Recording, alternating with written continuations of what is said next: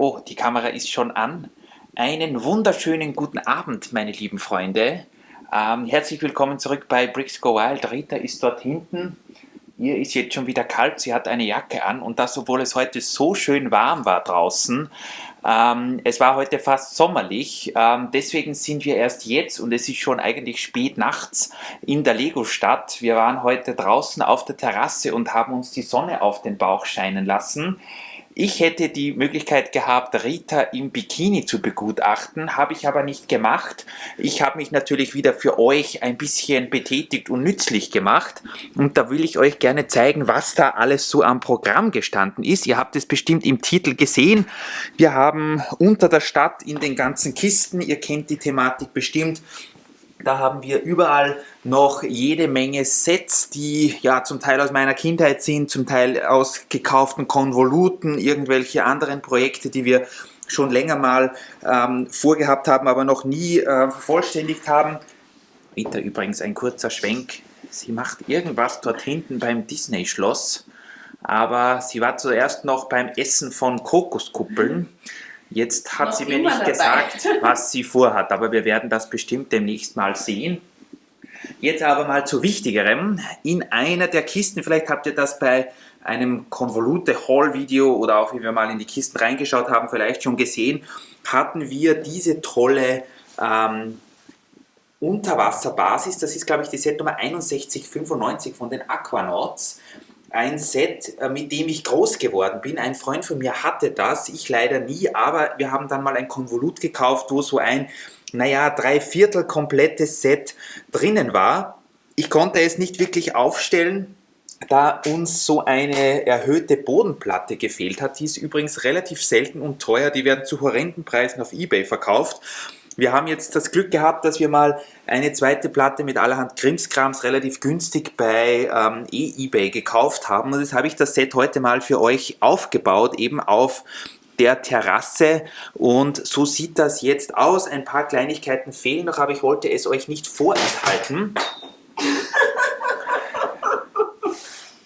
Entschuldigung. Ich weiß nicht, was dort jetzt passiert ist, aber es hat sich nicht gut angehört. Der Kran ist umgefallen.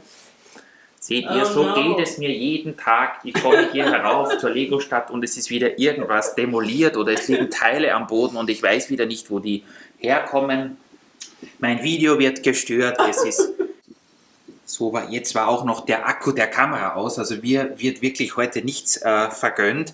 Egal, also das Set haben wir jetzt mal, oder habe ich mehr oder weniger, während sich Rita gesonnt hat, mal aufgebaut. Es fehlt jetzt hier nur mehr, wie ihr vielleicht seht, bei diesem Kran hier unten so, da fehlen 2 so graue Technikteile, damit der Kran so immer auf derselben Höhe bleibt. Das heißt, er kann dann hier seine Juwelen, seine Diamanten, je nachdem was er gefunden hat, hier aufladen und dann hier auf dieses Förderband, ich weiß nicht, ob ihr das sehen könnt, und man kann hier hinten ist so ein kleiner Hebel und da kann man drehen, da drehen sich dann auch allerhand Propeller und so Zeugs und dann kann man hier übrigens, die Figuren sind auch noch nicht original, aber die habe ich noch irgendwo und hier drinnen ist dann die Basis, hier werden dann die Diamanten nochmal überprüft und kommen dann ja wahrscheinlich zum Verkauf auf dem Schwarzmarkt oder sowas. Es ist auf jeden Fall ein total cooles Set, ich glaube von 1995 oder 1996 und gefällt mir von der Optik her fast noch ein bisschen besser als die modernen Unterwasser-Sets, die es jetzt gibt. Lego hat ja wieder in der City-Reihe Unterwassersets auf den Markt gebracht. Aber das ist irgendwie, vielleicht auch, weil ich das mit meiner Kindheit verbinde, das hat irgendwie was. Übrigens fehlt auch noch dieses große U-Boot hier. Keine Ahnung, wo das ist. Ich habe es bis jetzt nicht gefunden.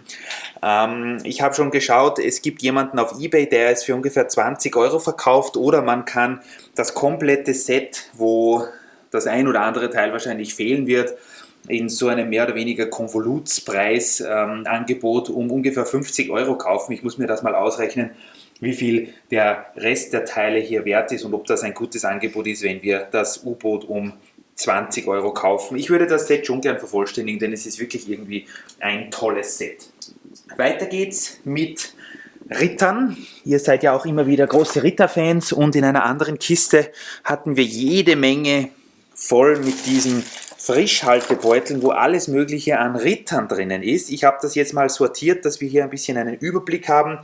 Das heißt, der geschulte Ritterkenner wird das wahrscheinlich gleich erkennen. Wir haben hier jede Menge Pferdchen, wir haben auch jede Menge besattelte Pferdchen, wo auch, da sieht man das Gesicht nicht mal, weil er so einen schwarzen Helm auf hat. Jede Menge Pferde, die einen Reiter oben drauf haben. Dann haben wir ein, zwei so Pferdekutschen. Ich glaube, das ist die Königskutsche. Das ist die Kutsche des Wolfpack. Und jede Menge Pferde, wo ich nicht weiß, wo die hingehören. Keine Ahnung, die sind wirklich zum Teil schon fast, jetzt werden es beinahe 30 Jahre in meiner Sammlung. Viele sind natürlich auch aus einem Konvolut gewesen, wie ich euch schon gesagt habe.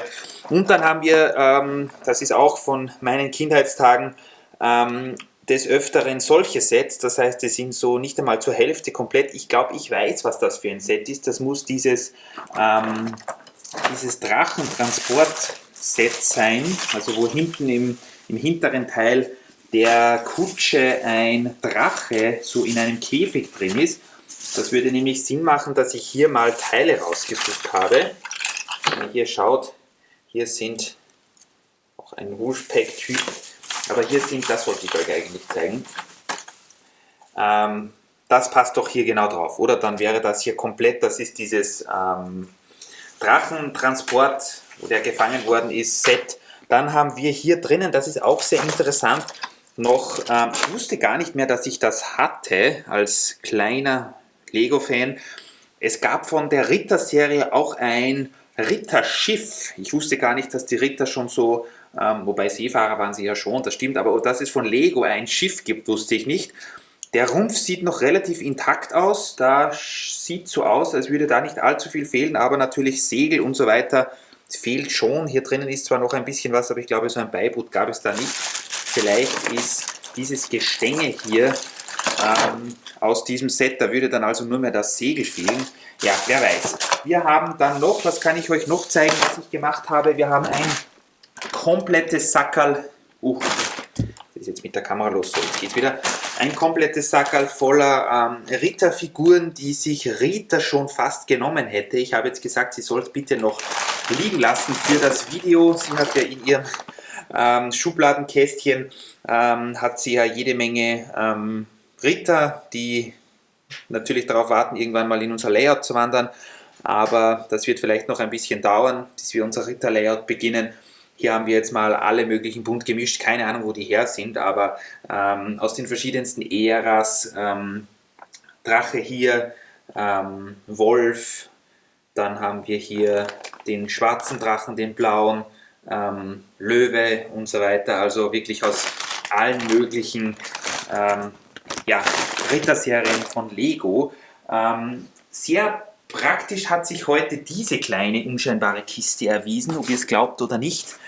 Das ist die Kiste, in die immer unsere Ersatzteile reinkommen, die wir auf Bricklink bestellen, und die habe ich jetzt lange Zeit vergessen. Und jetzt habe ich heute wieder mal zum Sortieren angefangen. Zum Beispiel ist das hier ein kleines unscheinbares Säckchen mit Ersatzteilen für diese Ritterburg hier, für die 6098. Wenn ihr genau schaut, fehlen da und dort noch ein paar Teile. Ich weiß nicht, ob ihr da, sieht wieder nicht ordentlich, diese Inverted Slope, ob die irgendwo hinpassen könnte. Das ist jetzt die Rätselstunde. Aber hier, das Säckchen passt auf jeden Fall hier rein. Da fehlen auch noch die Teile, dann müsste diese Ritterburg hier auch komplett sein. Und was ist hier sonst noch drinnen? Ja, allerhand Krimskrams. Ich habe es euch schon mal gezeigt. Da sind alles Mögliche an Einzelteilen dabei, die wir für irgendwelche Sets mal bestellt oder zusammengesammelt haben. Das heißt, in irgendeinem unserer Sets fehlt auch diese Tür noch. Keine Ahnung, wo das sein soll. Die roten Gestänge fehlen, glaube ich, bei der Raketenabschussbasis. Das weiß ich. Die ist übrigens hier unten. Keine Ahnung, warum ich die noch nicht montiert habe, aber das kommt noch. Und ja, so ist heute der Nachmittag vergangen. Wir haben natürlich einige Kaffees getrunken. Es ist uns nicht so schlecht gegangen. Hier, diese Kiste habe ich euch leider schon, da ist leider kein Zug drin, so wollte ich sagen. Ich habe sie euch schon ein paar Mal gezeigt. Das ist mehr oder weniger das Konvolut, was uns jetzt noch übrig geblieben ist aus meiner Kindheit. Das heißt, viele der Sets, wo ich weiß, dass ich die als Kind hatte, sind hier so mehr oder weniger in Teilen drinnen. Das zum Beispiel ist die Basisstation dieses Hexen-Drachen-Fluchgestells. Ich weiß nicht, ob jemand von euch weiß, was das ist. Da ist hinten drinnen so eine Hexe und dann mit diesen Leitern wird das oben von einem Drachen gehalten, also so wie ein Heißluftballon. Das gehört zu einem Unterwasserset, welches ich schon längere Zeit mal fertigstellen möchte. Ihr seht auch, nein, das ist nicht irgendwie vergilbt oder sonst was, sondern das ist wirklich ein bisschen noch verstaubt. Jede Menge Bälle, keine Ahnung, was das soll. Aber hier seht ihr schon, das ist also ja, Mitte, späte 90er, sowas in der Richtung wahrscheinlich. Hier auch noch diverse U-Boot-Sets, dieser Antrieb, Anker und irgendein Fortbewegungsmittel für Unterwasser. Dann haben wir hier sogar zum Teil noch Teile, die wir dann im späteren, oh, das hängt alles, vielleicht ist das das Segel oder der Masten von diesem Piraten, oh, Ritterschiff. Das hier zum Beispiel passt doch haarscharf hier hinten auf das Restaurant, oder? Kennt ihr das? Ich habe das, dieses Assortiment an Teilen allerdings nicht gefunden gehabt, damals, wie ich dieses Restaurant fertig gebaut habe. Jetzt habe ich das neu aus Steinen gebaut und das hier kann man jetzt natürlich mehr oder weniger zerlegen. Das ist so. Hier auch noch eine Batteriebox für irgendein Set, keine Ahnung. Das sieht mir so aus, als würde das auch zu einem Ritterkarren oder zu einer Kutsche passen. Das ist von der Farbgebung her sehr verdächtig. Hier auch noch, glaube ich, aus der guten alten Ice Planet Serie. Ich hatte auch, ob ihr es glaubt oder nicht, als Kind einige Paradiser-Sets. Die hat mir meine Mutter immer gekauft. Ich glaube, die haben ihr besonders gut gefallen. Hier auch ein pinker Sessel. Ja, natürlich auch, wie könnte es anders sein, ein paar Nicht-Lego-Teile. Der gute alte Brick Separator, der schwere, mit dem man auch die am festesten zusammenklemmenden Steine irgendwie trennen kann. Das gute alte Äffchen, welches ich so schmerzlich bei der Barracuda Bay vermisse. Und ja, jede Menge anderes Zeugs und Krimskrams, sogar Teile von Zügen. Dabei habe ich das Gefühl, dass ich alle Züge, die ich mal besessen habe, komplett habe. Hier auch mit den Schiffen, diese Burp. Das gehört, glaube ich, auch zu einem U-Boot. Also es gibt hier noch jede Menge, das würde auch zu einer dieser, vielleicht passt das hier zu dieser Kutsche, das könnte sein. Sehr, sehr verdächtig, also es gibt hier noch jede Menge zu tun für mich. So vergehen die Nachmittage, wenn das Wetter schön ist. Aber es ist auch eine schöne Beschäftigung, hier immer wieder mal was zu vervollständigen. Ich schaue jetzt gerade, wo Rita hin ist. Ja. Ich weiß nicht, ob sie dieses Malheur schon beseitigt hat. Ich glaube eher nicht, so wie sie lächelt. Natürlich. Aber ja, werden wir sehen. So viel auf jeden Fall dazu. Diese Unterwasserwelt wird natürlich nicht hier stehen bleiben, das ist ganz klar. Aber vielleicht habt ihr es schon mitbekommen. Wir planen entweder unter unserem Strand oder unter dem Piratenteil des Vergnügungsparks eine kleine Unterwasserlandschaft. Oder wird 2 Unterwasserlandschaften.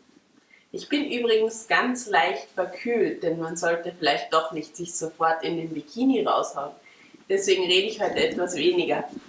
Aber ich grüße euch trotzdem.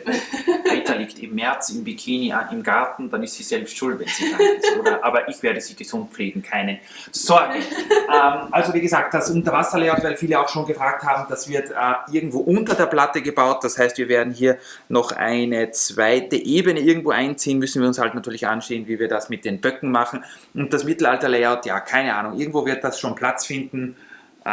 Ihr seht, es gibt auch noch jede Menge Kartons unter unserem Layout, das heißt, das ist hier alles voll mit irgendwelchen alten Sets oder Sets, die nicht komplett sind. Wir müssen da irgendwann wieder schauen, dass wir ein bisschen den Überblick behalten. Und ja, das ist heute passiert. Also mehr oder weniger nichts direkt in der Stadt, was ich euch zeigen kann. Ich weiß nicht, was Rita gerade macht, aber wir wollen sie jetzt nicht stören. Und dann geht es demnächst wieder weiter, würde ich sagen. Bis dahin, bleibt auf jeden Fall gesund und wir wünschen euch eine schöne Zeit. Viel Spaß beim Bauen und dann sehen wir uns. Bis zum nächsten Mal. Tschüssi! Tschüssi.